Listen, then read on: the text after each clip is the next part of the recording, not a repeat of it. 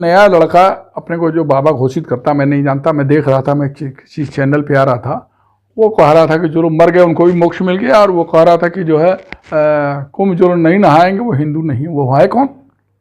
मैं पूछता हूँ आपसे, वो है कौन? उसकी क्या औकात है? वो क्यों, किस हैसियत से कह रहा है? मोक्ष उसने खुद क्यों नहीं ले लिया?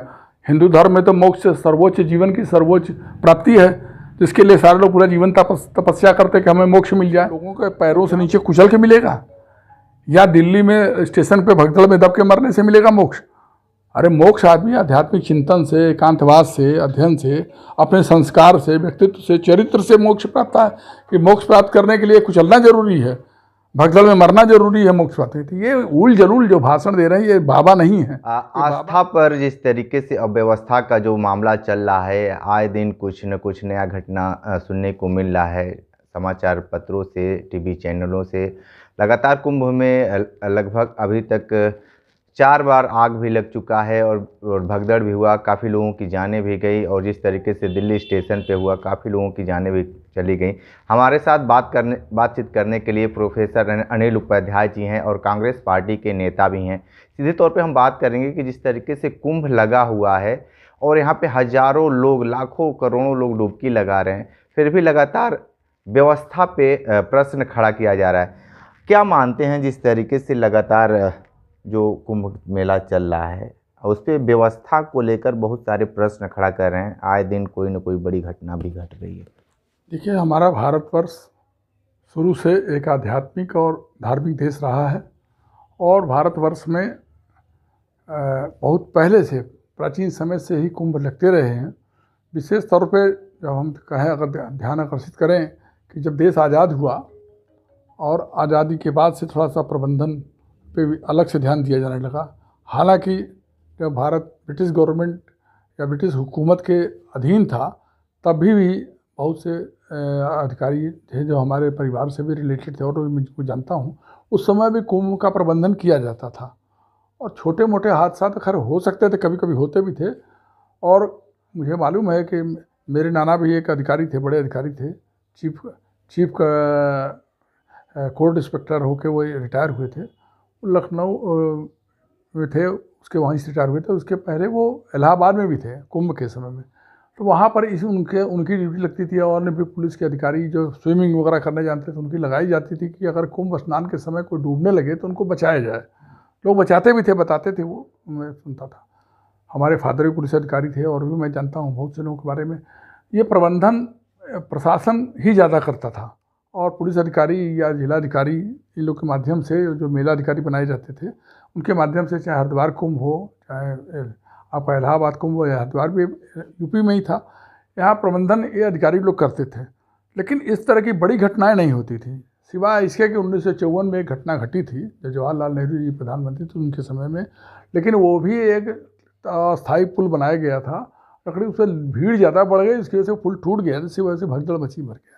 अब आज के राजनेता या जो तथा कथित जो प्रधान सेवक अपने कहते हैं, ऐसे लोग बन गए हैं, वो आज दोषारोपण करने के लिए जवाहरलाल नेहरू को दोष दे दीजिए, किसी और को दोष दे दीजिए। तो राजनीतिक दृष्टि से दोष दे देना तो अलग बात है। मुझे जहाँ तक लगता है, तो खासतौर से प्रयाग कुंभ के बारे में आप बात कर रहे हैं, ठीक है, जनसंख्या हमारी बढ़ी है। आप लोग कहते हैं जनसंख्या बढ़ गई, जनसंख्या बढ़ गया, इसका मतलब ये नहीं है कि ज़्यादा लोग मर जाएँ, दब जाएँ, या रोज आगजनी हो। जनसंख्या बढ़ गई तो भीड़ का प्रबंधन करना आना चाहिए, भीड़ का कैसे प्रबंधन करना वो करना। लेकिन जो अधिकारी हैं वो पहले की तरह सक्षम अधिकारी मुझे नहीं लगता। आज के IAS IPS जरूर बन जा रहे हैं बड़े बड़े अधिकारी, लेकिन वो संवेदनशीलता उनके अंदर वो नहीं है, न उस तरीके का दमखम है। मुझे याद है कि नारायण दत्त तिवारी जी जब उत्तर प्रदेश के मुख्यमंत्री हुआ करते थे, उनके समय में कोई डॉक्टर विभूति नारायण राय नाम के एक अधिकारी थे, पुलिस अधिकारी थे, वो इलाहाबाद में थे, SSP उस समय। तो कुछ लोगों ने उस समय कुंभ में उनसे कहा कि मंत्री लोग आना चाहते हैं और उनके लिए VIP ट्रीटमेंट दिया जाए। तो उन्होंने सीधे सीधे मुख्यमंत्री से फ़ोन से बात किया और कहा कि अगर हम VIP लोगों का प्रबंध करेंगे तो हम इतनी बड़ी भीड़ जो आती है इसका प्रबंधन नहीं कर पाएंगे। तो मुझे लगता है कि जो वर्तमान सरकार उत्तर प्रदेश में योगी की सरकार है, जो अपने को बहुत ज़्यादा ये मानते हैं कि हम लोग अध्यात्म और धर्म के प्रति सबसे ज़्यादा हमारा झुकाव है, और दावा करते हैं कि हमसे ज़्यादा हिंदू बड़ा कोई हिंदू नहीं है, सबसे बड़ा हिंदू। ये सरकार कहीं या तो अति उत्साह में या कुप्रबंधन के कारण, इसके कुप्रबंधन या दूरदृष्टि न होने के कारण ये सब हादसे हो रहे हैं। क्योंकि जिस तरह से भीड़ बढ़ी है, और जो सूचनाएं मिली उसमें पता चला कि जितना कुंभ का पूरा क्षेत्र है, संगम नोज से लेकर और उसके संगम नोज को भी आधा हिस्सा जो है वो वीआईपी के लिए रिजर्व कर दिया गया। 20 से अगर संगम नोज को अगर अलग कर दिया जाए, 2 हिस्से में बांटा जाए, मैं अखबारों में जो छपा था मैंने देखा था, पत्रिकाओं में भी आया था, उसका आधा हिस्सा आपने वीआईपी के लिए कर दिया और आधा हिस्से में पूरे देश की जनता। आप जहाँ इतनी बड़े 140 करोड़ वाली देश की जनसंख्या है और आप बोल रहे हैं, बार बार विज्ञापन दे के, प्रधानमंत्री मोदी जी का भी विज्ञापन आ रहा है, योगी जी का भी आ रहा है, भाजपा के सारे राज्यों के मुख्यमंत्री विज्ञापन दे रहे हैं, कह रहे हैं कि 144 साल के बाद अद्भुत संयोग पड़ा है। मैंने कई विद्वानों से पूछा, या जो हिंदी संस्कृत के विद्वान थे, संस्कृत के जानने वाले थे, उन्होंने कहा कि देखिए हर कुंभ में कोई एक अलग तरीके का संयोग होता है। 144 साल का तो हमेशा इस तरीके का शगुफा उड़ता रहता है। ये करके और हमारे देश की जनता आप जानते हैं भोली भाली धर्मभीरू जनता है। ये जनता बहुत ज़्यादा सोच विचार नहीं करती है। उसको लगता है कि हमारे जो जनप्रतिनिधि हैं, नेता हैं, अगर ये बोल रहे हैं, और किसी आजकल सरकारी धर्माचार्य भी हो गए हैं, धर्म के ठेकेदार भी आजकल बहुत से धर्माचार्य बन गए, महामंडलेश्वर अपने घोषित करती हैं, बहुत से लोग अपने स्वयंभू शंकराचार्य बन गए हैं, जबकि हमारे यहाँ स्थापित 4 ही शंकराचार्य हैं। 4 शंकराचार्य को हिंदू समाज मानता भी है, लेकिन तथाकथित जो सरकारी धर्माचार्य या महामंडलेश्वर बन गए, वो घोषणा कर देंगे। साहब बहुत सुंदर व्यवस्था है। अभी मैंने पिछले दिनों मैंने अखबार पढ़ रहा था, एक सज्जन आए थे और मैंने हम संभवतः उपराष्ट्रपति भी गए थे, और ये लोग हेलीकॉप्टर से जा रहे हैं या वीआईपी अरेंजमेंट करके वहाँ पहुँच जा रहे हैं, संगम नोज पे स्नान कर ले रहे हैं, कह रहे हैं बहुत सुंदर व्यवस्था है। भाई हेलीकॉप्टर से आप आ रहे हैं, आपकी तो सुंदर व्यवस्था ही है, वीआईपी की सुंदर व्यवस्था ही है। मेरी जानकारी में हमारे बहुत से परिचित लोग हैं, 1-2 रिलेशन के भी लोग थे, उन्होंने कहा कि हम बड़े धार्मिक बनते कि हम कुंभ स्नान करने जा रहे हैं। पता चला कि वो कोई न कोई रिश्तेदार उनका आईपीएस है, या कोई बड़ा अधिकारी उनका परिचित है, या किसी बड़े अधिकारी के आगे पीछे घूमने वाले लोग हैं, चाटुकारिता करने वाले लोग हैं, उनकी वजह से आपका पुलिस कस्टडी में आपकी अलग से व्यवस्था हो गई स्नान करने की। तो वो आम जनता की व्यवस्था नहीं हुई। अच्छा, बहुत सारे ये लोग कह रहे हैं कि कुंभ नहाना बहुत ज़रूरी है। इस बार का जो कुंभ लगा है, अमृत वाला कुंभ चल रहा है, और ये फिर आएगा नहीं। और बहुत सारे नेताओं का और ख़ासकर बाबाओं का भी बयान चल रहा है कि जो इस कुंभ में नहीं नहाएगा वो देशद्रोही कहलाएगा। तो आप क्या मानते हैं, क्या ज़रूरी है लगाना डुबकी? एक नया लड़का अपने को जो बाबा घोषित करता, मैं नहीं जानता, मैं देख रहा था, मैं किसी चैनल पे आ रहा था, वो कह रहा था कि जो लोग मर गए उनको भी मोक्ष मिल गया, और वो कह रहा था कि जो है कुंभ जो लोग नहीं नहाएंगे वो हिंदू नहीं। वो है कौन? मैं पूछता हूँ आपसे, वो है कौन? उसकी क्या औकात है? वो क्यों, किस हैसियत से कह रहा है? मोक्ष उसने खुद क्यों नहीं ले लिया? हिंदू धर्म में तो मोक्ष सर्वोच्च जीवन की सर्वोच्च प्राप्ति है, जिसके लिए सारे लोग पूरा जीवन तपस्या करते कि हमें मोक्ष मिल जाए। तो क्या मोक्ष लोगों के पैरों से नीचे कुचल के मिलेगा, या दिल्ली में स्टेशन पे भगदड़ में दब के मरने से मिलेगा मोक्ष?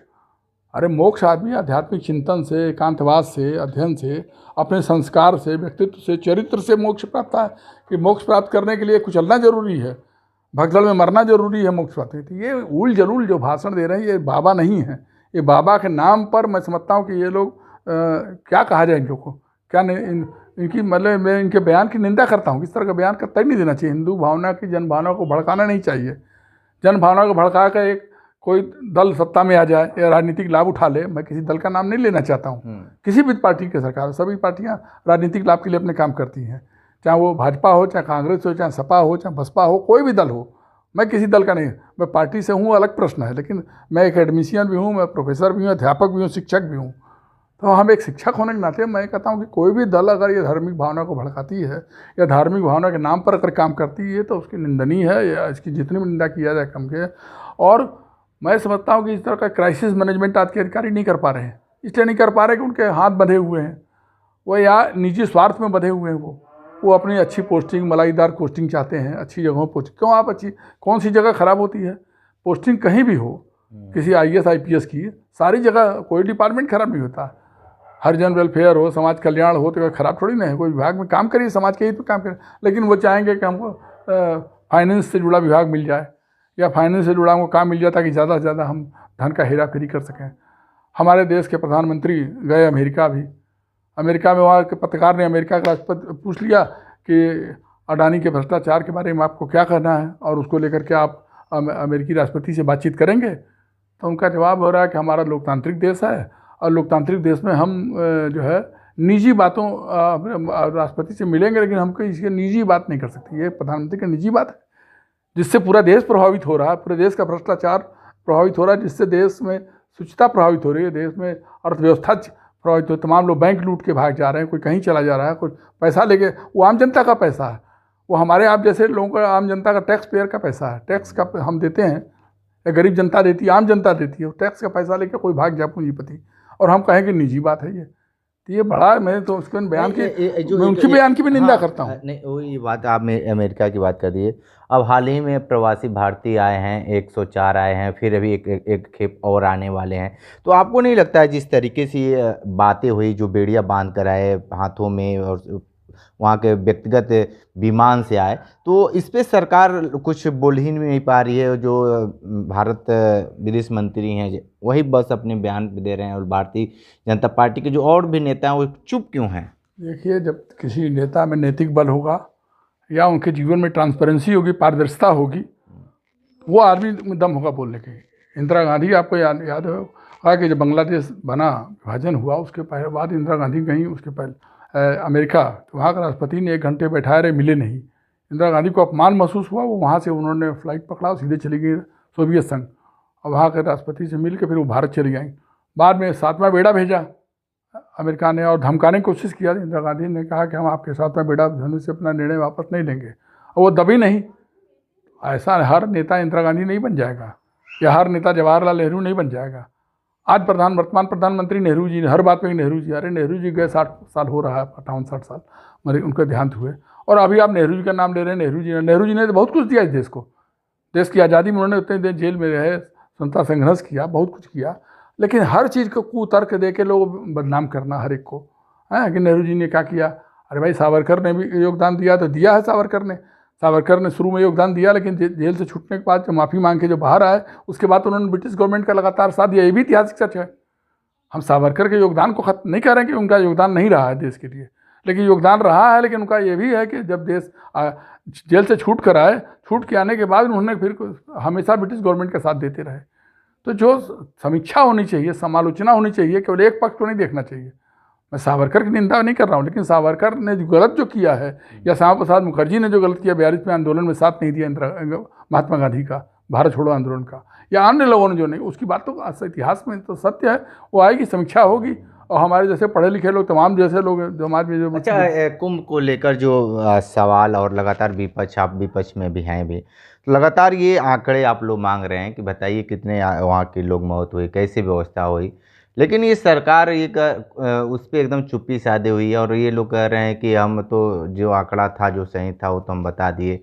ये ज़बरदस्ती ये लोग आंकड़ा मांग रहे हैं। देखिए, मैं तो इस मामले में ज्योतिषपीठ के जो शंकराचार्य अभिमुख तीसरानंद जी हैं, मैं उनकी बात का समर्थन करता हूँ। मैं हालांकि शंकराचार्यों के मामले में मैं नहीं न बोलना चाहता हूँ, न बोलता हूँ, लेकिन फिर भी ये पहली बार मुझे लगा कि इस आदमी ने कम से कम संवेदनशीलता का परिचय दिया और सच बात कहा।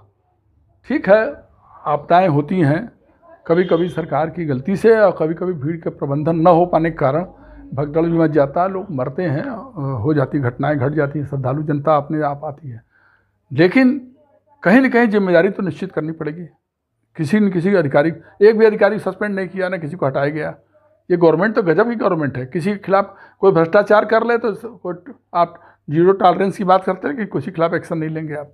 कोई गलत काम कर रहा है तो आप करेंगे। तो जो आदमी मरे, और तमाम यूट्यूब चैनल में आगे जो हमारे तमाम अखबार हैं, नेशनल कहे जाने वाले अखबार है, राष्ट्रीय समाचार, वो आजकल गोदी मीडिया बन चुके हैं। तमाम नेशनल चैनल भी जो गोदी मीडिया बन गए हैं, बड़े बड़े चैनल। उन लोगों ने शुरू में तो नहीं दिखाया, यूट्यूब चैनल्स ने ज़रूर दिखाया, कुछ और लगा, लेकिन वो जो फोटो है, तस्वीर सच बोलता है, झूठ नहीं बोलता। जो तस्वीर में चित्र आते हैं सामने, आर्टिफिशियल कम्युनिकेशन हम लोग कहते हैं, खाली लिखा हुआ और जो खुदे दिखाई पड़ रहा है भीड़ है, और क्या बोलते हैं, क्रेन से कपड़े उठाए जा रहे हैं, ट्राली मिला दे 8-8, 10-10 ट्राली में लद के कपड़े जा रहे हैं, जूता चप्पल और तमाम डेड बॉडीज़ को उठाते हुए दिखाया जा रहा है बहुत जगह। तो कुछ तो सत्य है। जैसे कहते हैं, दर्शन शास्त्र में कहता है, जहाँ आग है वहाँ धुआं निकलेगा, बिना आग के धुआं नहीं निकलता। मैं ये नहीं कहता हूँ कितने मरे, तो मरे तो जरूर हैं, और जितनी संख्या दिखाई जा रही है उससे ज़्यादा मरे हैं। तमाम हिंदुस्तान अखबार में बनारस में ही छपा था, मैंने पढ़ा, उस समय मैंने डाला भी था पोस्ट, अपनी पोस्ट में। उसमें भी लिखा है कि कलकत्ता कोई आदमी था, उसके चाचा आए, वो बेहोश हो गए, उनको हॉस्पिटल ले गए लोग, वो गए हॉस्पिटल और एम्बुलेंस में लेके हॉस्पिटल में गया तो चाचा मिले ही नहीं, कहाँ गायब हो गए हैं। वो सब हॉस्पिटल जा रहे हैं, ऐसे ही बहुत से लोग गायब हो गए। और कुछ लोग अपनी डेड बॉडी लेने गए, न्यूज़पेपर में आया, चैनल में भी, यूट्यूब वगैरह कई जगह आया कि लोग गए डेड बॉडी लेने गए तो देख रहे मर्चरी में 150-200 लाशें पड़ी, लोगों का स्टेटमेंट आ रही। सब सरकार ने दबाने का काम किया, छुपाने का काम किया। मैं कह रहा हूँ आप 30 का आंकड़ा मरा, 40 मरे, 50 मिले, 100 मरे, 1000 मरे, 2000 मरे, वो महत्व नहीं रखता। एक भी आदमी अगर मरा और उस आदमी के परिवार को उसकी आप डेड बॉडी वापस नहीं कर रहे हैं, उसको इधर उधर छुपाने की कोशिश कर रहे हैं, तो बहुत घटिया काम है। इससे निंदनीय और घटिया कोई काम। मर गया आदमी, ठीक है, मर के तो गया, चलिए भीड़ भाड़ का प्रबंधन, या कोई हार्ट फेल से ही मर जाते हैं लोग और मर जाते हैं, कम से कम उसके परिवार को दीजिए, वो अपनी डेड बॉडी से लग के रो सके, उनका अंतिम क्रिया तो कर सके।